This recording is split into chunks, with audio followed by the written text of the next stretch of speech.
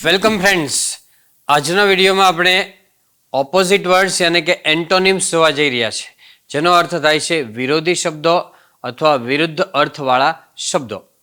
મિત્રો, કેટલાક વિરોધી શબ્દો આપણે યાદ રાખવા પડે છે અને કેટલાક વિરોધી શબ્દો યાદ રાખવા માટેની ટ્રિક્સ અને ટેકનિક હોય છે. તો આજે એવી ટ્રિક અને ટેકનિક વિશે વાત કરવાના છીએ કે જેના દ્વારા તમે ઘણા બધા વિરોધી શબ્દો યાદ રાખી શકો. ઓકે, તો લેટ્સ ગેટ સ્ટાર્ટેડ. ચાલો આપણે શરૂ કરીએ કે કઈ રીતે વિરોધી શબ્દો બને છે. એક વસ્તુ એવી છે કે પી થી શરૂ થતા શબ્દો છે એમાં ઇમ લાગતા વિરોધી શબ્દો બને. ફોર એક્ઝામ્પલ તમે જો કે પોસિબલ હોય, પોસિબલ, તો એનો વિરોધી શું થાય છે? ઇમ્પોસિબલ થાય છે. શું થાય છે? ઇમ્પોસિબલ. એટલે આનો ઓપોઝિટ લેવાનો, ઇમ્પોસિબલ.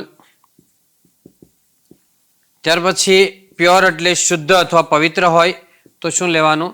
ઇમ્પ્યોર લેવાનું. પછી પર્સનલ એટલે વ્યક્તિગત હોય. શું હોય? પર્સનલ એટલે વ્યક્તિગત, તો એનું લેવાનું છે ઇમ્પર્સનલ લેવાનું છે. શું લેવાનું? ઇમ્પર્સનલ એટલે અવ્યક્તિગત લેવાનું છે.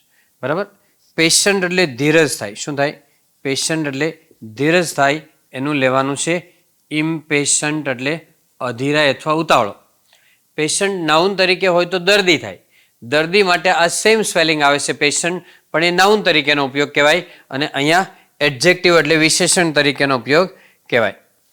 ઓકે, અને આ રીતે મિત્રો પી વાળા ઘણા બધા સ્પેલિંગ હોય એનો ઓપોઝિટ બનાવવો હોય તો ઇમ લગાડતા એનો ઓપોઝિટ એટલે વિરોધી શબ્દો બની જતા હોય છે. પરંતુ કેટલાક અપવાદ હોય એમાં. શું હોય? અપવાદ એટલે એક્સેપ્શન્સ હોય છે. શું હોય? એક્સેપ્શન્સ એટલે અપવાદ. તો એમાં પરમેનન્ટ છે, પરમેનન્ટ.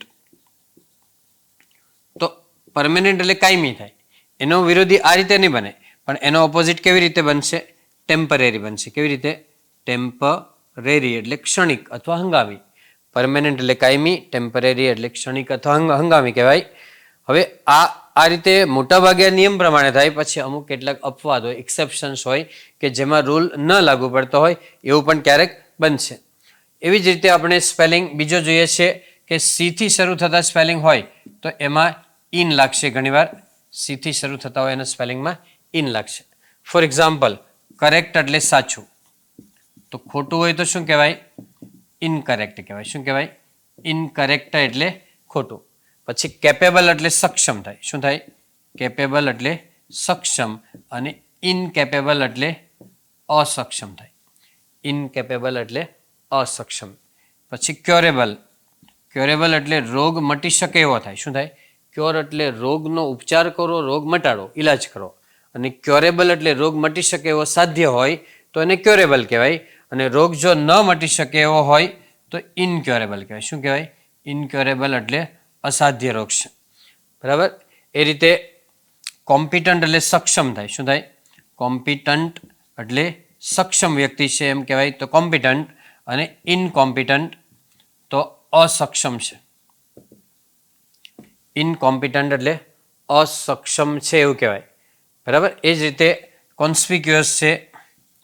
કોન્સ્પિક્યુઅસ એટલે આકર્ષક છે, આકર્ષક. અને બિન આકર્ષક હોય તો એને કહેવાય ઇનકોન્સ્પિક્યુઅસ કહેવાય. શું કહેવાય? ઇનકોન્સ્પિક્યુઅસ. ઓકે, કોન્સ્પિક્યુઅસ એટલે આકર્ષક, ઇનકોન્સ્પિક્યુઅસ એટલે બિન આકર્ષક.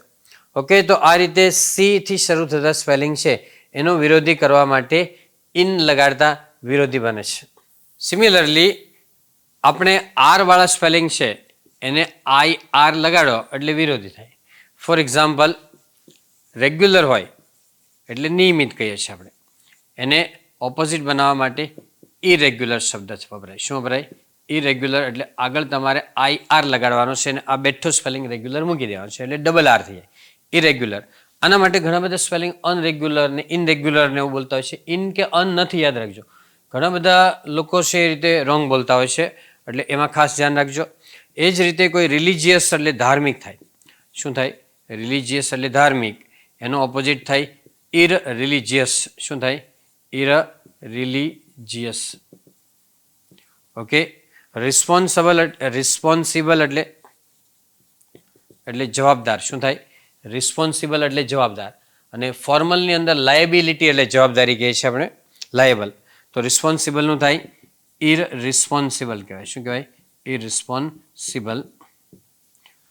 પછી રેશનલ એટલે તાર્કિક થાય. શું થાય? રેશનલ એટલે તર્ક શક્તિવાળો, વિવેક બુદ્ધિવાળો છે. એનો ઓપોઝિટ થાય ઇરરેશનલ થાય. શું થાય? ઇરરેશનલ.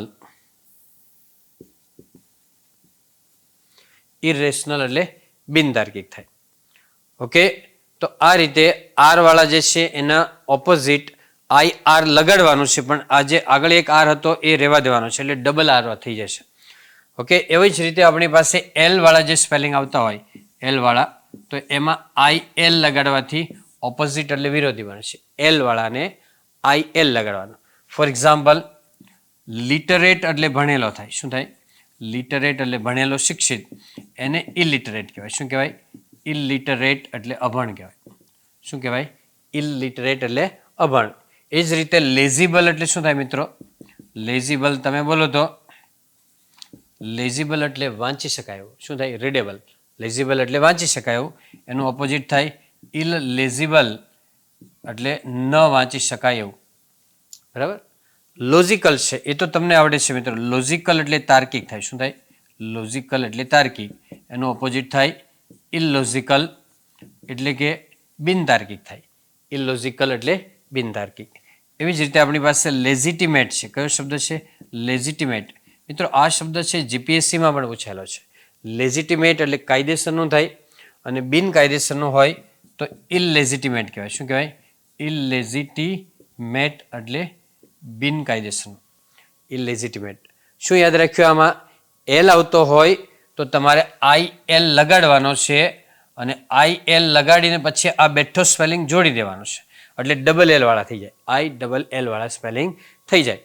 Okay friends, so that's all. Happy learning, happy sharing.